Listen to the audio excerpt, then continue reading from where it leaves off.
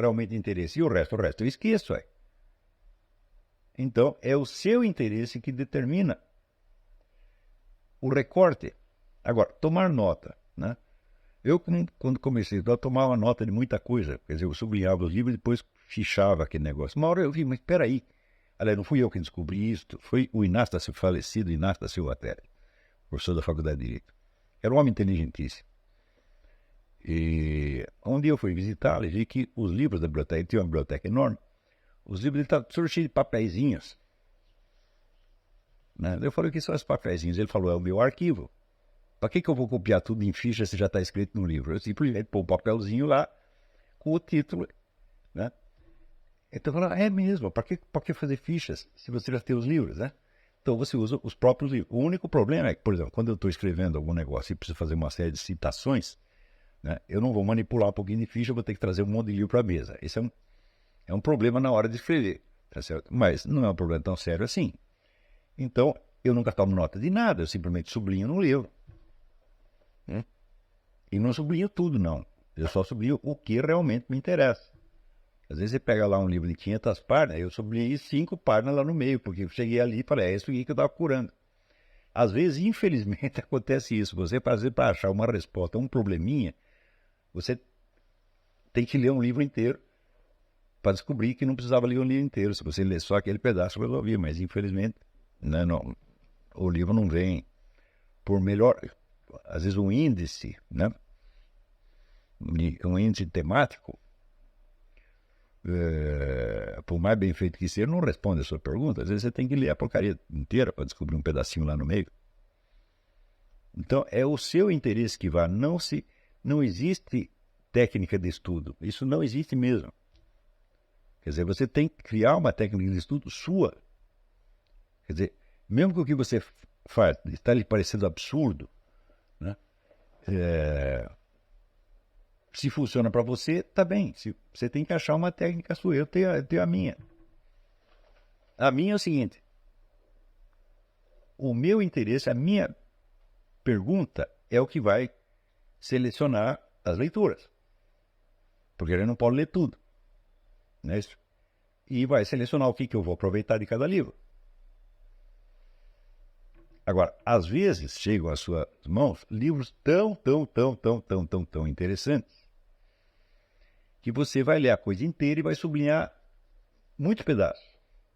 Para você fazer o quê? Para você fazer um resumo do livro. Então, aí existe uma técnica, aí você sublinhar as coisas de modo a que uma coisa emende na outra e as partes sublinhadas formem um texto por si. Então, você pega um livro de 500 páginas e reduz para 30. Daí você memoriza a coisa mais fácil. Mas quantos livros merecem ser memorizados desta maneira? Uns poucos. O resto você vai ler só o que lhe interessa. Né? Por exemplo, é bom você ter um faro para você descobrir num livro qual é a parte que te interessa. Depois de alguns anos de prática, você pega e dá uma folhada, pum, achou o que queria. O resto do livro pode conter coisas muito interessantes, mas não interessante para você no momento. Então, não há essa técnica. Embora existam muitas técnicas, você pode, por exemplo, o professor Emílio Mirey Lopes, que é um psicólogo espanhol que morou no Brasil um tempo, escreveu um livro sobre a arte de estudar. Tem muitas dicas interessantes, mas você não vai seguir a técnica dele. Você vai aproveitar uma dica ou outra aqui ou acolá. Tem o livro do Jean Guiton, né? Conseil sur la vie intellectuelle, Conselhos sobre a vida intelectual. Tem o próprio livro do padre Antonin Saint-Ange, que é uma maravilha, mas aquele livro ele não te dá uma técnica, ele vai te dar uma inspiração. Eu acho esse livro uma verdadeira maravilha. Quer dizer, se você não tem ainda o amor pelos estudos, leia o livro do padre Saint-Ange e você vai ficar apaixonado pela coisa. Né? Isso aconteceu para mim. Vamos ver o que mais temos aqui.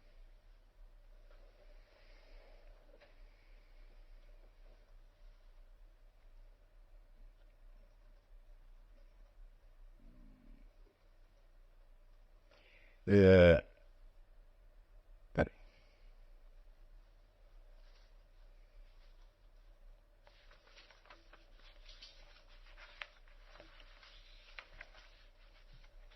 É muito interessante.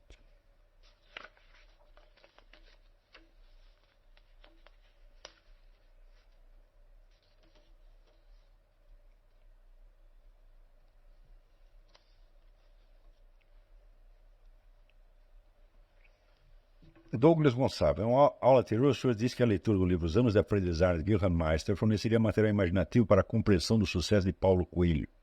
Pois bem, acabei de ler o livro de Goethe e não descobri o motivo do sucesso do escritor brasileiro. Você vai ter que procurar na ideia dos superiores desconhecidos. Quer dizer, são forças benéficas. O Goethe alude na narrativa a forças benéficas que invisivelmente conduzem, né, o indivíduo ao sucesso, ao bem-estar, à felicidade, etc. etc. Né? Ele não declara isso no livro, mas o Goethe era, vamos dizer, um grão-mestre maçom, e ele mesmo era uma dessas forças benéficas que orientava as pessoas, tentando para o sucesso aqui e acolá. Então, dá a impressão que essas forças são coisas misteriosas, mas é a ação de pessoas humanas importantes na sociedade que favorece ou desfavorece, às vezes invisivelmente, a carreira de certas pessoas.